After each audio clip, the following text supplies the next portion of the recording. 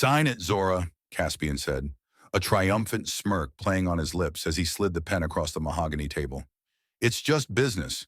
You were part of the journey, not the destination. He saw only a heartbroken woman, a footnote in the glittering success story he believed he wrote alone. We're so glad you're here with us for this one. Let us know in the comments where and when you're tuning in from, and if you enjoy these stories, please subscribe and share so we can bring you more. He was so sure that the prenuptial contract was his ironclad shield, a document that would neatly erase her from his empire. What he failed to understand is that the very foundation he stood upon wasn't built for him, but by her. He saw a wife he was discarding, but the court was about to meet the architect of his entire life, and her truth would turn his world completely upside down. The air in Manhattan Family Court's room 4 hung heavy, thick with the weight of unspoken truths and simmering resentment. Zora Vance sat at the plaintiff's table, her spine rigid against the hard-backed chair, her hands clasped tightly on the polished oak surface. Her dark eyes, sharp and unyielding, stared straight ahead. But they saw nothing of the sterile courtroom, the cream walls, the flickering fluorescent lights, the clerk shuffling papers with mechanical precision. Her mind was elsewhere, lost in a labyrinth of memories that burned like embers refusing to die. Across the room, Caspian Sterling lounged with an ease that bordered on arrogance. His tailored navy suit clung to his broad shoulders, a perfect complement to his chiseled features and piercing blue eyes. He tapped his Mont Blanc pen against the table, each click a deliberate taunt, a rhythm of triumph. His lips curved into a faint, self-satisfied smirk, the kind that had once charmed Zora into believing in forever. Now it only stoked the fire in her chest. He thought he had won. He thought this was the end. Zora's gaze drifted to his hands, to the pen he wielded like a scepter. She remembered the first time she'd seen it, a gift from their first major investor, handed to Caspian in a velvet-lined box during a celebratory dinner. She'd been the one to negotiate that deal, her voice steady as she pitched their vision in a boardroom full of skeptical suits. Caspian had been the charisma, the dazzling smile that sealed the handshake. But Zora had been the backbone, the one who stayed up until dawn, debugging code, sketching business plans on napkins, and pouring her life savings into their dream. Back then, in their cramped Brooklyn apartment, they'd been a team. They'd eaten cold spaghetti from a single pot on the floor, surrounded by whiteboards scrawled with algorithms and ambition. His hand had found hers under the table during their first investor meeting, his voice a warm whisper. We're going to make it, Zora. Together. That word, together, had been her anchor, her North Star. She'd bet everything on it, her career, her heart, her future. But money and fame had a way of rewriting history. The man who once shared her dreams had morphed into a stranger who claimed them as his own. Together became I in Caspian's mouth. Late-night coding sessions gave way to his solo appearances at gala events, where he basked in the spotlight while Zora faded into the background. The warmth in his eyes turned cold, his promises hollow. She could still hear the echo of his voice from that afternoon a month ago, the memory as sharp as a blade. He'd pulled up to their Hamptons estate in his new Porsche. The engine's purr a stark contrast to the silence between them. She'd been kneeling in the garden, pruning her roses, when the window rolled down. A thick manila envelope landed in the dirt at her feet. Sign it, he'd said, his voice devoid of warmth. The company's mine. The vision's mine. You're just the past. Don't make this harder than it needs to be. That moment had shattered her.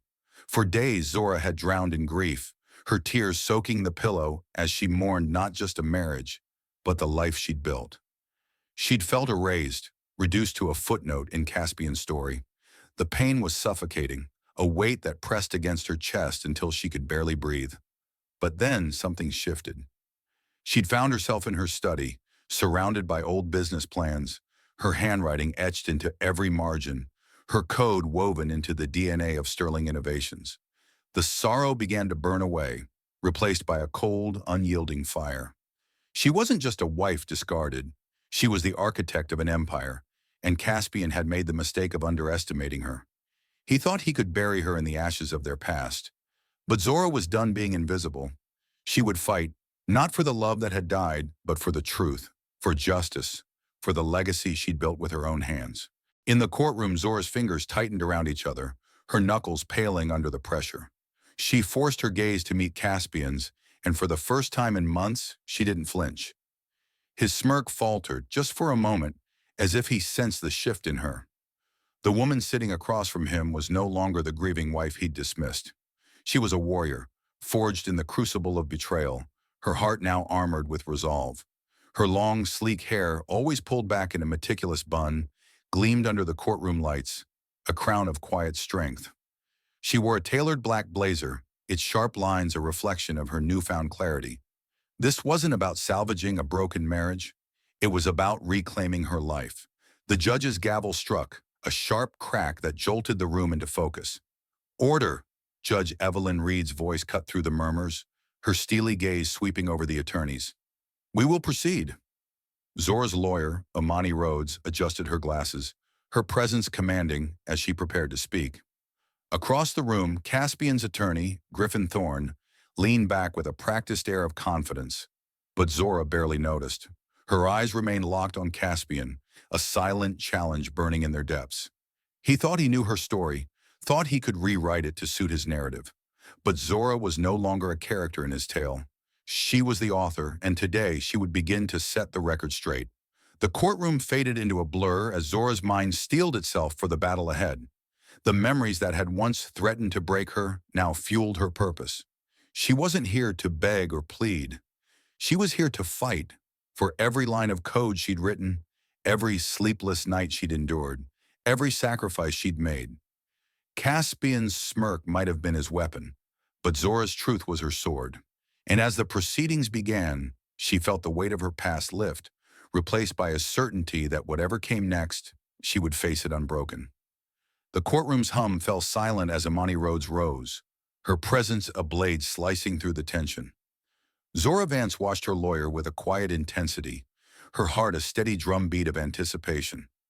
Imani's tailored crimson suit gleamed under the fluorescent lights, a stark contrast to the muted tones of Manhattan Family Court's Room 4. Her voice when she spoke was a force, clear, commanding, and edged with unshakable conviction. "Thura qui toa," she began, her tone carrying the weight of truth. "We are here to contest the validity of the so-called prenuptial agreement. More than that, we are here to prove that my client, Mrs. Zora Vance, is not merely the wife of Mr. Caspian Sterling. She is the architect of Sterling Innovations, the mind, the heart, and the soul behind its rise." Zora's breath caught, not from nerves but from the fire Imani's words ignited. Across the room, Caspian Sterling shifted in his seat, his fingers pausing their rhythmic tapping on the Mont Blanc pen. His smirk lingered, but it was thinner now, a brittle mask hiding the first flicker of unease. He leaned toward his lawyer, Griffin Thorne, whispering something that made the older man nod curtly. Griffin's polished demeanor, crisp gray suit, silver hair swept back, exuded confidence. But Zora caught the slight tightening of his jaw. They hadn't expected this, not the full force of Imani's opening salvo. Imani strode to the center of the courtroom, a stack of documents cradled in her arms like ammunition. She placed the first exhibit on the projector, its image flashing onto the screen. A faded diploma from MIT, Zora's name in bold black ink, proclaiming her degree in software engineering with highest honors. "Exhibit A," Imani declared, her voice slicing through the room. Mrs. Zora Vance graduated top of her class from the Massachusetts Institute of Technology. Before she ever met Mr. Sterling, she was a prodigy, courted by Google, Microsoft, and half a dozen tech giants. She turned them all down to build something of her own. Zora's eyes drifted to the diploma, a relic of a younger self who dreamed without limits. She'd been 22, her hair spilling over her shoulders as she coded late into the night, fueled by black coffee and ambition. That was the Zora who'd met Caspian in a startup incubator, his charm a spark that lit up her world. He'd been the dreamer with grand ideas but no blueprint. She'd been the one to draw the map. Together, they'd sketched the first lines of what would become Sterling Innovations. But it was her code, line after painstaking line, that had built the platform's foundation, her algorithms that had caught the eye of their first investor. Amani clicked to the next exhibit, a photograph of a whiteboard covered in Zora's precise handwriting, equations and flowcharts weaving a vision only she could fully understand. Exhibit B, Amani continued, her voice rising with purpose. This is the original blueprint for Sterling Innovations' core software, written entirely by Mrs. Vance in 2015. These are not the musings of a supportive spouse, as the defense may claim. This is the work of a genius who single-handedly created the technology that made Sterling Innovations a billion-dollar empire. Caspian's smirk vanished, replaced by a hard line. He leaned back, folding his arms, but his eyes betrayed him, darting to the screen, then to Zora, then away. Zora met his gaze, her expression unyielding. She remembered those late nights, her fingers flying over the keyboard while Caspian paced, tossing out ideas she'd refine into reality. He'd called her his secret weapon back then, his voice warm with pride. Now he wanted to erase her, to claim her work as his own. The betrayal cut deeper than any wound, but it also sharpened her resolve. Imani's next move was a stack of papers, dog-eared and yellowed from years in storage. Exhibit C, she said, holding up the first business plan for Sterling Innovations. This document, drafted by Mrs. Vance, outlines the company's vision, market strategy, and technical specifications. Every major decision, from target demographics to scalability, was her creation. Mr. Sterling's contributions? Charisma, a handshake, a smile for the cameras, but make no mistake, my client was the architect, while he was merely the facade. A murmur rippled through the courtroom, the spectators shifting in their seats. Judge Evelyn Reed's expression remained impassive, but her pen moved steadily, jotting notes. Zora felt a flicker of hope, a spark in the darkness. Imani was painting a picture no one could ignore, brick by brick, dismantling Caspian's carefully crafted narrative. She glanced at her sister Sarah, seated in the gallery. Sarah's eyes, brimming with fierce pride, met hers, and Zora drew strength from that silent support. She wasn't alone in this fight. Imani turned to face Caspian directly, her gaze ablade. Mr. Sterling would have you believe that he built this empire single-handedly, that Mrs. Vance was merely a bystander in his triumph. But the evidence tells a different story.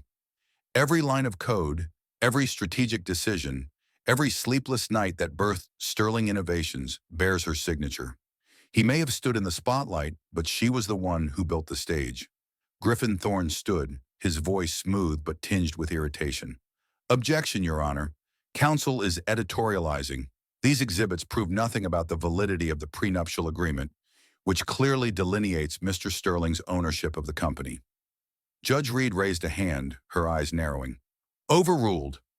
I'll allow Ms. Rhodes to continue laying the foundation for her argument. Proceed. Imani nodded, unfazed, and turned back to the projector. The final exhibit was a single page, a screenshot of an email Zora had sent to their first investor, her words meticulous and persuasive, outlining the company's potential in a way that had secured their initial funding. This, Imani said, her voice softening but no less powerful, is the voice of the true visionary behind Sterling Innovations.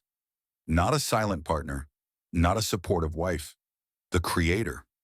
Zora's chest tightened, not with pain but with a fierce, reclaiming pride. She'd poured her soul into those words, into every piece of that company. Caspian had taken the credit, but he couldn't take her truth.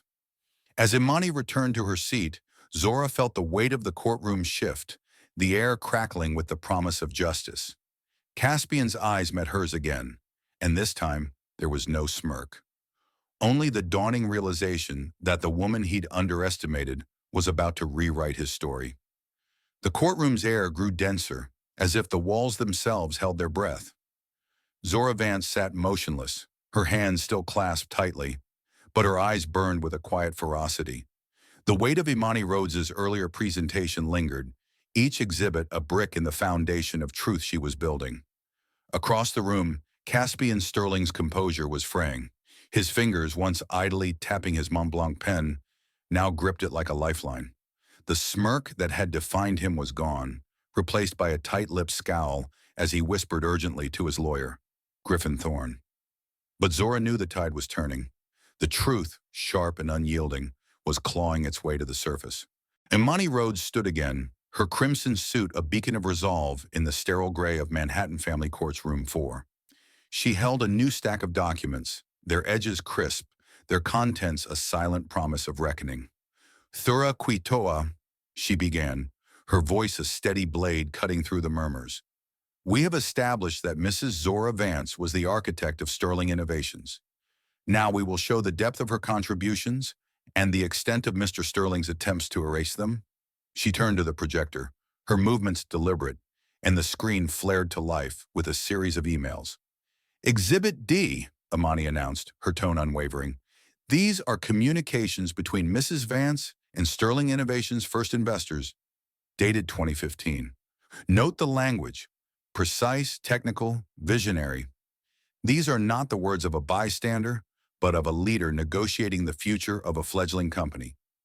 The screen displayed an email Zora had written, her words weaving a compelling case for the company's potential, her signature at the bottom unmistakable. Zora's chest tightened as she read her own words, a time capsule of the woman she'd been, hopeful, relentless, pouring her soul into every sentence. She'd stayed up past midnight crafting that email, her laptop balanced on a rickety kitchen table, while Caspian slept soundly in the next room. Imani clicked to the next exhibit, a bank statement, highlighted lines showing transfers from Zora's personal account to the company's fledgling account. Exhibit E, she said, her voice rising with controlled indignation. These records show that Mrs. Vance used her own savings, every cent she'd earned from freelance coding projects, to keep Sterling Innovations afloat in its earliest days. While Mr. Sterling was shaking hands and making promises, my client was sacrificing her financial security to build his empire. The numbers glowed on the screen. 12,347, 82, 8,921, 15, $5,000. Each withdrawal was a piece of Zora's dreams, invested in a future she thought they'd share. Caspian shifted, his jaw clenching. He leaned toward Griffin, his whisper harsh, but Griffin only shook his head, his own confidence visibly shaken. Zora caught the exchange, her pulse quickening.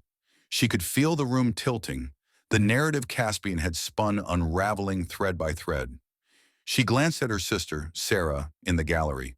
Sarah's eyes were rimmed with tears, but her nod was fierce, a silent vow of solidarity. Zora drew a steadying breath, anchoring herself in that moment. This wasn't just about her. It was about every sacrifice, every sleepless night, every piece of herself she'd given to a dream Caspian now claimed as his own. Imani called her first witness. The court calls Ms. Zora Vance. Sarah rose, her petite frame belying the strength in her stride.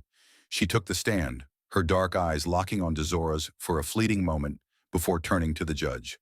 Imani approached, her voice gentle but probing.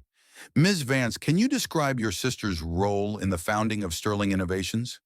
Sarah's voice trembled at first, then steadied, each word a bullet.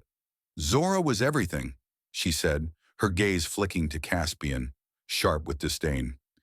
She gave up a job offer from Google, Your Honor, to build this company with him. She wrote the code, planned the strategy, and even used her own money when they were broke. Caspian, he was good at talking, at selling the idea, but Zora was the one who made it real. She was the brain, the heart, the everything. Tears spilled down Sarah's cheeks, but her voice never wavered. She sacrificed her career, her savings, her life for his dream, and now he wants to pretend she was nothing. The courtroom was silent, the weight of Sarah's words settling like dust after an explosion.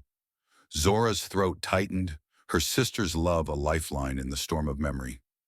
She remembered those early days, Sarah bringing her coffee at 3 a.m., sitting cross-legged on the floor as Zora explained algorithms, her voice hoarse from exhaustion. Sarah had been her cheerleader, her confidant, the one who'd seen every tear in triumph. Now she was her voice, laying bare the truth Caspian had buried. Imani stepped back, letting Sarah's testimony linger.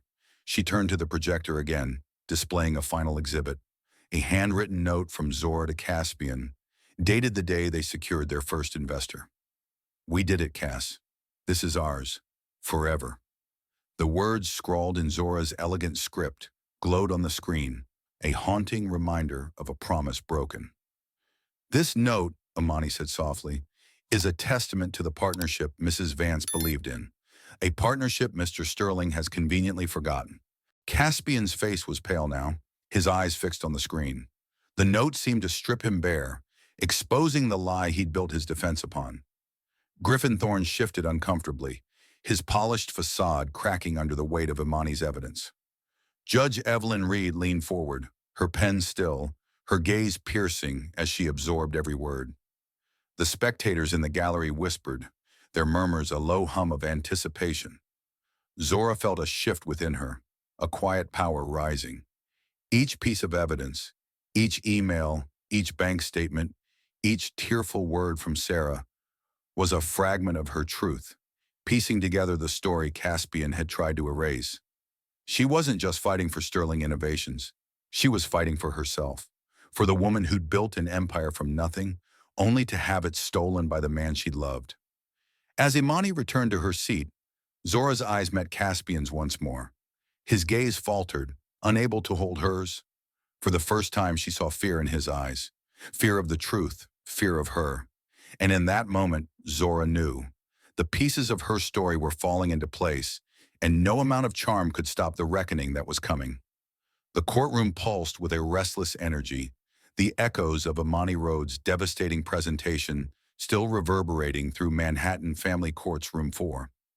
Zora Vance sat like a statue carved from resolve, her dark eyes fixed on the table before her, though her mind churned with the weight of what had come before. Imani's evidence, her diploma, her code, her emails, Sarah's tear-soaked testimony had painted a vivid portrait of Zora as the true architect of Sterling Innovations. The gallery whispered, the air thick with anticipation, as all eyes turned to the defense table.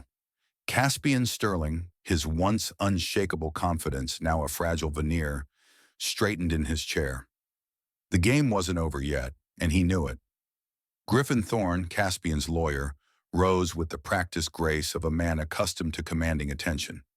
His silver hair gleamed under the fluorescent lights, his gray suit impeccable, but there was a tightness in his posture, a subtle crack in his polished armor. Imani's relentless assault had shaken him, and the faint twitch at the corner of his mouth betrayed it. He cleared his throat, his voice smooth but edged with a calculated intensity. Your Honor, he began, addressing Judge Evelyn Reed with a deferential nod. The defense will now present Mr. Caspian Sterling's account of the founding and ownership of Sterling Innovations. The facts, as we will demonstrate, are clear. The company is his vision, his risk, and his triumph. Caspian stood, adjusting his tie with a flourish that felt rehearsed. His blue eyes scanned the room, lingering briefly on Zora before settling on the judge. The smirk was back, though it was more guarded now, a mask he wore to reclaim control. As he took the stand, he moved with the ease of a man who believed the world was his stage. Zora's stomach twisted, not with pain but with a cold, simmering anger. She knew this version of Caspian, the charmer, the showman, the man who could spin a story to make anyone believe he was the hero. Mr. Sterling, Griffin began, his tone warm, almost paternal, please tell the court about your role in founding Sterling Innovations. Caspian leaned forward, his voice rich and confident, each word polished to perfection. I had a vision, he said, his eyes gleaming with conviction. A vision to revolutionize the tech industry, to create something the world had never seen. I spent years networking, pitching, and taking risks that no one else would dare. Sterling Innovations exists because I saw the opportunity and seized it. He paused, letting his words hang in the air, his gaze sweeping the gallery as if daring them to disagree. Zora's fingers tightened in her lap, her nails biting into her palms. His words were a distortion, a funhouse mirror twisting the truth.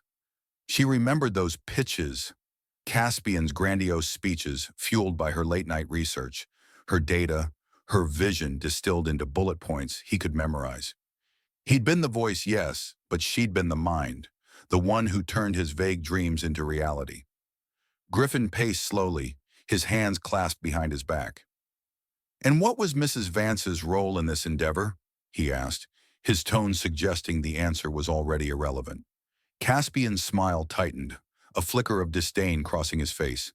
Zora was supportive, he said, the word dripping with condescension. She helped with some early coding? Sure, but it was administrative, clerical.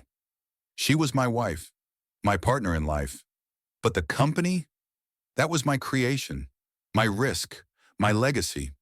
He leaned back, folding his arms as if the matter were settled. The gallery stirred, a low murmur of skepticism rippling through the spectators. Zora's sister, Sarah, sat rigid in the back, her eyes blazing with fury. Zora forced herself to breathe, her chest tight with the audacity of his lie. Supportive? Clerical? She'd written the code that powered their first product, spent her savings to keep the lights on, and negotiated deals while he practiced his smile in the mirror.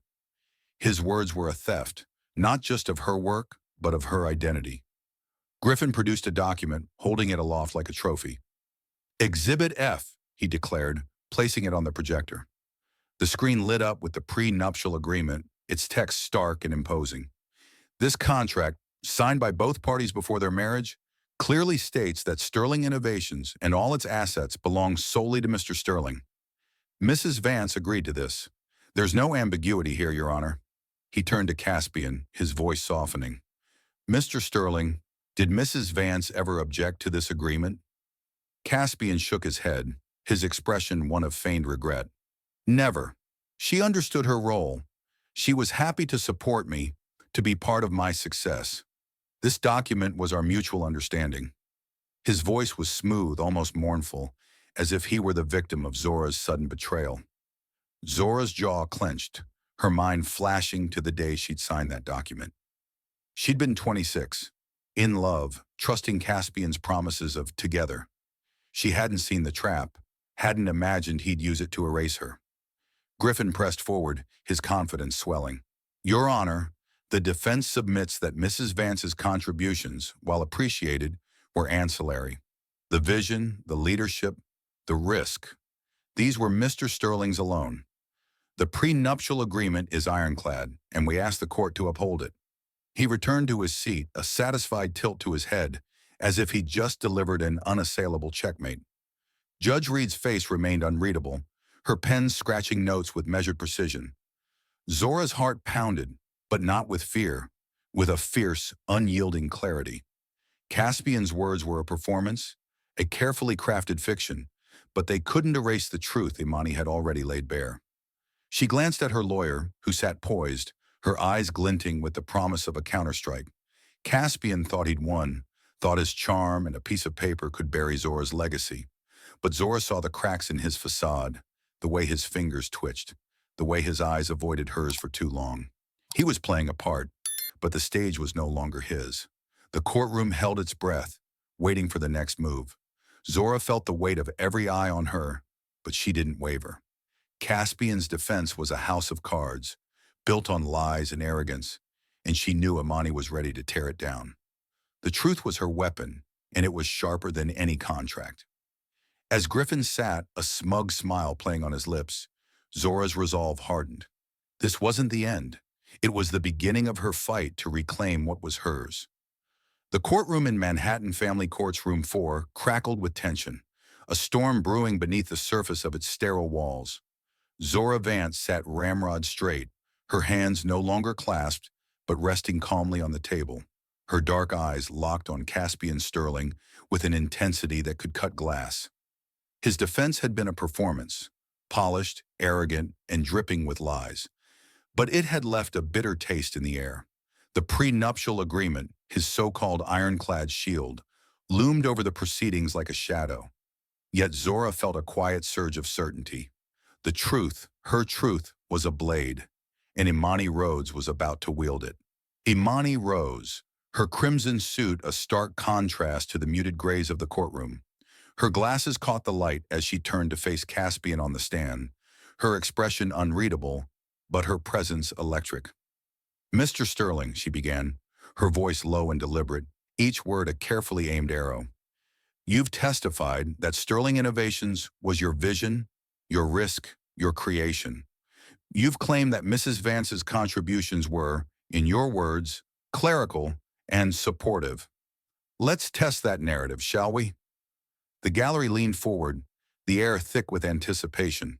Caspian adjusted his tie, his blue eyes narrowing, but his smirk held, a fragile mask of confidence. I stand by my testimony, he said, his tone smooth but edged with defiance. The company is mine. The prenup makes that clear. He glanced at his lawyer, Griffin Thorne, who nodded encouragingly, though the tightness in his jaw betrayed his unease. Zora's pulse quickened, not from fear but from the thrill of what was coming.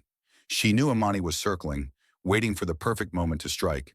Imani paced slowly, a predator sizing up her prey. Let's talk about the technical foundation of Sterling Innovations, she said, her voice sharpening.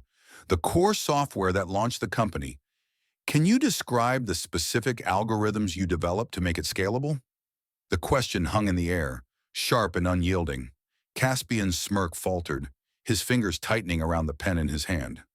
I oversaw the development, he said, his voice less steady now. I didn't write every line of code myself. That's what teams are for. Imani's lips curved into a faint, dangerous smile. Interesting, she said, turning to the projector. Exhibit G. The screen flared to life, displaying a series of code snippets, their syntax crisp and elegant.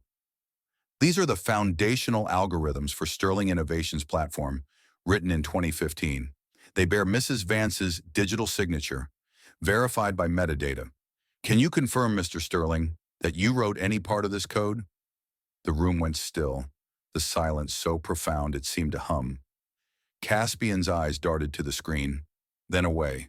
I guided the process, he stammered, his voice cracking. The vision was mine. Imani didn't relent. Guided how exactly? She pressed, stepping closer. Did you debug the code? Did you optimize the algorithms? Did you even understand them? Each question was a jab, precise and relentless. Caspian's face reddened, his hands clenching into fists. I didn't need to, he snapped. I was the leader. I made the big decisions. The gallery murmured, the sound a low rumble of disbelief. Zora's heart pounded, her breath shallow. She remembered those algorithms, the hours she'd spent refining them while Caspian rehearsed pitches in the next room. His leadership had been her labor, her genius. Imani shifted gears, her voice dropping to a chilling calm. Let's move to the prenuptial agreement, your so-called ironclad defense. She held up a copy of the document, its pages stark against the courtroom's dim light. Mr. Sterling, you claim Mrs. Vance signed this willingly, understanding its terms. Can you confirm that it was properly notarized and filed with the New York County Clerk's office, as required by state law? The question landed like a thunderclap. Caspian froze, his eyes widening for a fraction of a second before he recovered. Of course it was, he said, but his voice wavered, a crack in his armor. Griffin Thorne shifted uncomfortably, his polished facade crumbling. Imani turned to the judge, holding up a single sheet of paper, stamped with a red seal. Exhibit H, she said, her voice ringing with authority. This is a certified letter from the New York County Clerk's office, confirming that no prenuptial agreement between Caspian Sterling and Zora Vance was ever filed. Without proper notarization and registration, this document is, legally speaking, worthless, a piece of paper with no binding power. The gallery gasped, the sound a collective intake of breath. Caspian's face drained of color, his eyes darting to Griffin, who was now frantically flipping through his notes. Your Honor, Imani continued, her voice steady but laced with righteous indignation.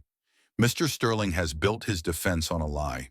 He has misrepresented Mrs. Vance's contributions, claiming her work as his own, and now we see that his ironclad agreement is nothing but a sham. This is not just a breach of trust, it is an attempt to defraud my client of her rightful legacy. She placed the letter on the judge's bench, her movements deliberate, each step a nail in Caspian's coffin. Judge Evelyn Reed's eyes narrowed as she examined the document, her pen still for the first time. The courtroom was a powder keg, every spectator hanging on the edge of their seat. Zora's sister, Sarah, gripped the bench in front of her, her knuckles white, her eyes blazing with triumph. Zora herself felt a tremor of exhilaration, a fire kindling in her chest. The thread of Caspian's narrative was unraveling, each lie exposed, pulling him closer to ruin. She met his gaze, and for the first time she saw panic, raw, unfiltered panic, in his eyes. The man who'd thought he could erase her was crumbling, his empire built on her foundation, teetering on the brink. Amani returned to her seat, her expression serene but her eyes alight with purpose. The courtroom buzzed, the weight of her revelations settling over the room like a storm cloud. Caspian slumped slightly on the stand, his hands trembling as he gripped the edge of the table. Griffin Thorne's face was a mask of barely contained alarm, his confidence shattered. Zora felt the air shift, the balance tipping in her favor. The truth was no longer buried. It was a living, breathing force, and it was tearing Caspian's world apart. As the judge called for a brief recess, Zora's resolve hardened. This was her moment, and she would see it through to the end. The silence in Manhattan Family Court's Room 4 was suffocating, a taut wire stretched to its breaking point. Zora Vance sat with her hands folded, her posture a fortress of calm, but inside her heart thundered. Imani Rhodes's cross-examination had been a masterstroke, unraveling Caspian Sterling's lies with surgical precision. The prenuptial agreement, his supposed trump card, had been exposed as a fraud, a flimsy piece of paper with no legal weight. The gallery buzzed with whispers, the air electric with the promise of justice. Caspian sat at the defense table, his face ashen, his once confident smirk replaced by a grimace of barely concealed dread. His lawyer, Griffin Thorne, shuffled papers in a futile attempt to regain control, but the room belonged to the truth now, and it was Zora's. Judge Evelyn Reed, her silver hair pulled back in a severe bun, surveyed the courtroom with a gaze that could pierce steel. Her reputation for fairness and unrelenting scrutiny preceded her, and today that reputation was a palpable presence. She set her pen down, the soft clink echoing like a gavel in the hushed room. "Counsel," she said, her voice low but commanding, "the court has reviewed the evidence and testimony presented. We will now proceed to the ruling." The spectators leaned forward, their breaths held, as if the room itself awaited her verdict. Zora's eyes flicked to Imani, who sat with serene confidence, her crimson suit a beacon of strength. Across the room, Caspian's fingers twitched, his jaw clenched so tightly it seemed his teeth might crack. He still believed he could salvage this, Zora thought. His arrogance was a stubborn weed, refusing to be uprooted. But she felt the tide shifting, a current pulling her toward vindication. Every piece of evidence, her code, her emails, her savings, Sarah's tearful testimony, had built a case too solid for even Caspian's charm to dismantle. Judge Reed adjusted her glasses, her expression unreadable as she addressed Caspian directly. "Mr. Sterling," she said, her tone as cold as Winterstone, "you have presented this court with a narrative of singular vision and leadership, claiming Sterling Innovations as your sole creation. You have relied heavily on a prenuptial agreement to support your claim to its assets." She paused, her eyes narrowing, and the room seemed to shrink under her scrutiny. "However, this court operates on evidence and law, not narratives. The document you presented as ironclad has been proven invalid, unnotarized, and unfiled, rendering it legally void." A gasp rippled through the gallery, though it was quickly stifled. Caspian's shoulders slumped, his hands gripping the table's edge, as if to anchor himself. Griffin Thorne opened his mouth to speak, but a sharp glance from the judge silenced him. Zora's pulse quickened, a spark of hope igniting in her chest. She glanced at her sister Sarah, whose eyes shone with fierce pride, her hands clasped tightly in her lap. This was it, the moment Zora had fought for, the moment she'd clawed her way back from despair to claim. Judge Reed continued, her voice steady but laced with an undercurrent of indignation. "The evidence presented by Mrs. Vance's counsel is overwhelming. Her technical expertise, her financial contributions, her strategic vision. These are not the acts of a bystander, but of the driving force behind Sterling Innovations. Mrs. Vance wrote the code that built the company's foundation. She invested her savings when the company was nothing but a dream. She negotiated with investors, crafted the business plan, and bore the weight of creation while Mr. Sterling took the spotlight." The judge's eyes flicked to Zora, and for a fleeting moment, a flicker of empathy softened her stern features. Zora's throat tightened, not with tears but with a surge of validation. She remembered the sleepless nights, the code that flowed from her fingers like poetry, the sacrifices she'd made for a dream she thought was shared. Caspian had stolen her story, but Judge Reed was giving it back, word by word, truth by truth. The judge's gaze returned to Caspian, her voice hardening. Mr. Sterling, your attempt to erase Mrs. Vance's contributions is not only a betrayal of trust, but a deliberate act of deception. This court finds your testimony lacking credibility, and your reliance on an invalid document compounds your dishonesty. She leaned forward, her hands folded on the bench, her words a gavel in themselves. This is not a case of equitable division. The evidence demands a more decisive remedy. The room went still, the air heavy with the weight of her pause. Zora's heart pounded, her breath shallow as she hung on the judge's next words. Caspian's eyes darted to Griffin, desperation creeping into his expression, but his lawyer could only stare back, powerless. Judge Reed's voice cut through the silence, each word a thunderclap. Based on the evidence in Mr. Sterling's fraudulent conduct, this court rules that the entirety of Sterling Innovations, its assets, its intellectual property, its ownership, shall be transferred to Mrs. Zora Vance.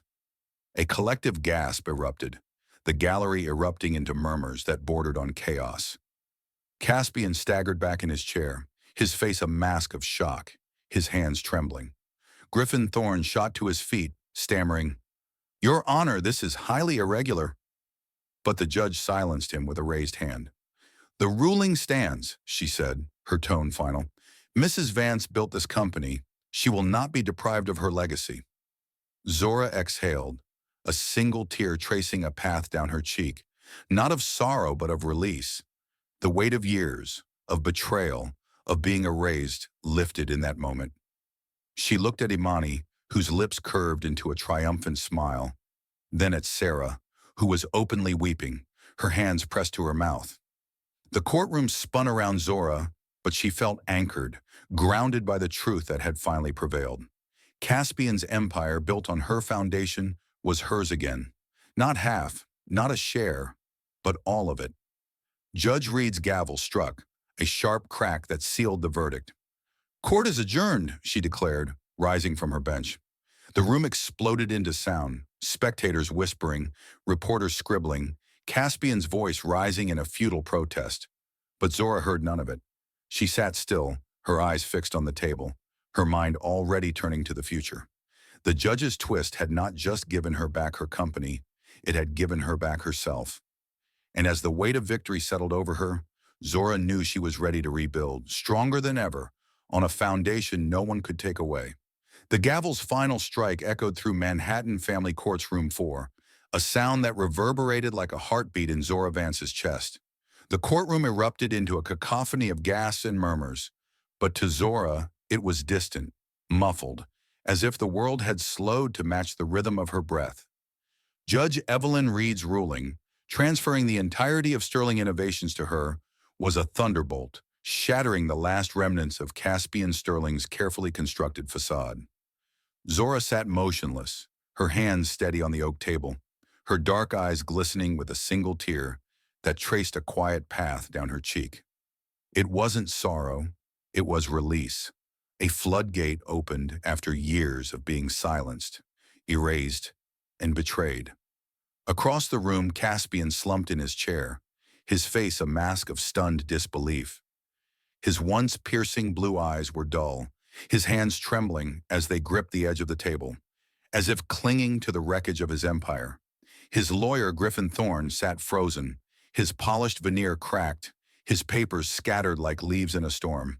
The gallery buzzed with whispers, reporters scribbling furiously, their pens scratching out the story of Caspian's fall and Zora's triumph. But Zora didn't look at them. She didn't need to.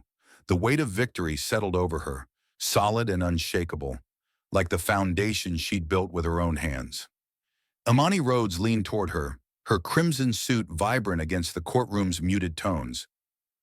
"You did it, Zora," she whispered, her voice soft but fierce with pride. Zora met her lawyer's gaze, her lips curving into a faint, resolute smile. "We did it," she corrected, her voice low but steady.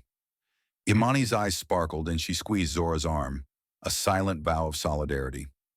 In the gallery, Zora Vance stood, her hands pressed to her chest, tears streaming down her face. Her sister's unwavering support had been Zora's anchor through the storm, and now, in this moment of triumph, Sarah's joy was a mirror to her own. Judge Reed rose from her bench, her silver hair catching the light as she exited, her robes trailing like a banner of justice. The courtroom began to empty, spectators spilling into the halls, their voices a rising tide of excitement. Caspian remained seated, his head bowed, his shoulders hunched as if the weight of his defeat had physically crushed him. Zora spared him a final glance, not out of pity, but as a closing of a chapter. The man who'd once held her heart, who dismissed her as the past, was now a footnote in her story. She felt no hatred, only a quiet certainty that she was free. Zora stood, smoothing her tailored black blazer, her long hair still pulled back in its meticulous bun. She moved with a grace born of reclaimed strength, her steps deliberate as she approached the courtroom doors. Imani and Sarah flanked her, a trio of resilience, their presence a shield against the chaos outside.